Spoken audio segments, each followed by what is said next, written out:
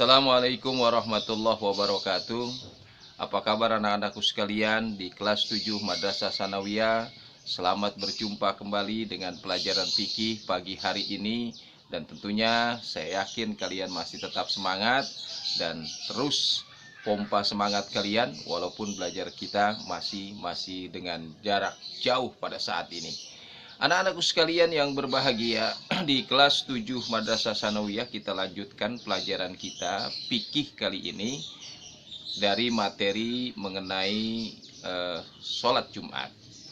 Pembahasan yang lalu sudah kita bahas mengenai pengertian sholat Jumat, kemudian syarat sahnya sholat Jumat dan rukun sholat Jumat. Kita lanjutkan sekarang mengenai sunnah-sunnah dalam melaksanakan sholat Jumat. Jadi ada hal-hal yang sifatnya sunnah dalam melaksanakan sholat Jumat, supaya kita paham dan kita tahu bahwa sholat Jumat itu ada yang sunnah. Sunnahnya itu apa? Kita tahu yang dimaksud dengan sunnah adalah kalau kita mengerjakan amalan-amalan itu, maka punya fadilah, punya nilai pahala di sisi Allah Subhanahu wa Ta'ala. Kalaupun kita tidak laksanakan dan tidak kerjakan dalam amaliyah sunnah ini, kita tidak dihukumi berdosa dan tidak mengapa. Anak-anakku sekalian, apa saja ketika kita menunaikan sholat Jumat yang menjadi sunnah? Ada beberapa hal yang dianjurkan Rasulullah Shallallahu Alaihi Wasallam untuk dilaksanakan. Di antaranya, pertama, ketika kita sholat Jumat, pertama membersihkan diri dengan mandi besar.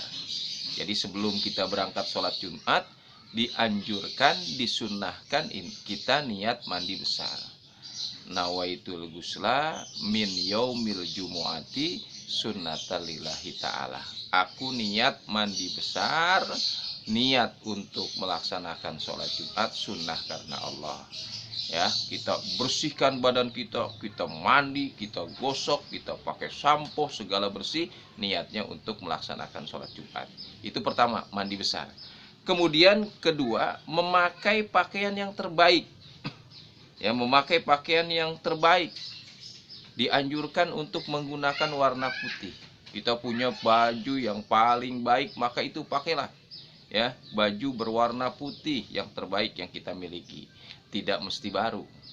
Ya, kalau kamu punya gamis, pakai gamis. Kalau kamu punya baju koko, pakai baju koko yang paling bagus. Sebagai apa? Sebagai tanda kita mempersiapkan diri untuk melaksanakan sholat Jumat.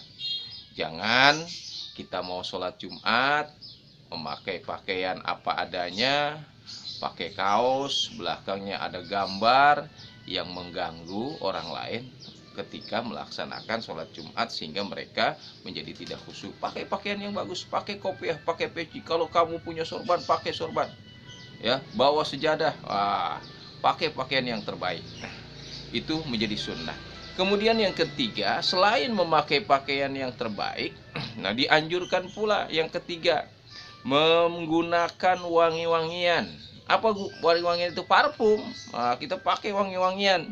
Bagi laki-laki, sedang bagi wanita mah nggak usah pakai wangi-wangian, sebab kalau itu wanita pakai wangi-wangian, nanti bisa lawan jenisnya tertarik. Jadi orang laki-laki pakai wangi-wangian, udah mandi, pakaiannya bagus, pakai wangi-wangian. Wah, total kita mempersiapkan diri untuk melaksanakan sholat Jumat. Dapat pahala dilaksanakan. Jangan udah nggak mandi, pakaiannya jelek, badannya bau apa? Bau sangit. Nah, itu tandanya walaupun sah, kurang begitu mempersiapkan diri. Mengenai beberapa anjuran sebelum sholat ini, Rasulullah Shallallahu Alaihi Wasallam bersabda dalam hadisnya. Apa kata Rasulullah? Hakun ala kulli muslimil al-ghuslu wat thayyibu wasiwaku yaumul jum'ah. Rawahu Ahmad. Sepantasnya kata Rasulullah, tiap muslim itu mandi, berharum-haruman, serta menggosok gigi pada hari Jumat. Nah, itu menjadi dalil sunnah kita lakukan di hari Jumat sebelum kita melaksanakan sholat Jumat. Kemudian yang keempat, sunnahnya membaca doa menuju masjid. Nah, ketika kita mau masuk masjid, kita baca doa. Apa doanya? Kalian lihat di buku halaman 9. Allahumma ij'al fi qalbi nuro wa fi lisani nuro waj'al fi sam'i nuro waj'al fi basari nuro waj'al fi khalfi nuro wa min amami nuro waj'al min fauqi nuro wa min tahti nuro Allahumma a'tini nuro. Nah, itu doanya. Walaupun cukup panjang, cobalah hafalkan doanya. Supaya kalau sudah kita hafal, terus menerus kita hafal, kita baca pada tiap hari Jumat sebelum kita melakukan masuk ke dalam masjid. Ya Allah, jadikanlah cahaya dalam hatiku, pada lidahku, pada pendengaranku, pada penglihatanku, di belakangku, di hadapanku, di atasku, di bawahku. Ya Allah, berikanlah kepadaku cahaya. Minta kepada Allah seluruh tubuh kita disinari dengan cahaya yang gemerlap nanti di yaumil kiamah, menjadi tanda kita menjadi umat Rasulullah Shallallahu Alaihi Wasallam. Subhanallah. Itu doanya, hafalkan. Ya, saya minta hafalkan. Kemudian yang kelima, ya, sesudah berangkat ke masjid dengan tenang, kemudian kita nggak tergesa-gesa, nggak lari-larian jalan ke masjidnya, nggak banyak ngobrol, sedikit bicara. Nah, kemudian yang kelima, memasuki masjid. Nah, kalau kita memasuki masjid, sunnah mendahulukan kakinya kaki kanan. Jangan sembarang. Ya, masuk masjid, etikanya, sunnahnya ketika hari Jumat, menggunakan kaki kanan. Kemudian berikutnya disunahkan, ya, setelah masuk masjid jangan duduk dulu, mengerjakan sholat tahiyatul masjid. Jadi sekali lagi, sebelum duduk kita disunahkan untuk mengerjakan sholat tahiyatul masjid. Apa sih Pak tahiyatul masjid itu? Tahiyatul masjid itu adalah untuk menghormati masjid sebagai tempat yang mulia, Baitullah, rumah kita beribadah kepada Allah. Berapa rakaat? Sebanyak 2 rakaat. Kata Rasulullah Shallallahu Alaihi Wasallam bersabda, "Ijada khola ahadukumul masjidah, fala yajlis hatta yusolli rakaataini." Jika seseorang di antara kamu masuk masjid, kata Nabi, maka janganlah duduk dulu sehingga dia sholat 2 rakaat. Rangkaiannya dari mulai mandi, pakai baju yang terbaik, pakai wangi-wangian, sampai dia sholat, nilainya punya pahala semua. Kemudian yang berikutnya, apa sunahnya? Setelah selesai melaksanakan sholat tahiyatul masjid, disunahkan niat i'tikaf. Sering diajarkan, nawaitu an atakifa bihajal masjid madumtu fihi sunnata lillahi ta'ala. Aku niat, ya, berdiam diri di masjid, sunnah karena Allah. Nah, i'tikaf itu berdiam diri masjid, niat supaya dapat pahala. Sambil ketika kita duduk jangan ngobrol, apalagi bercanda.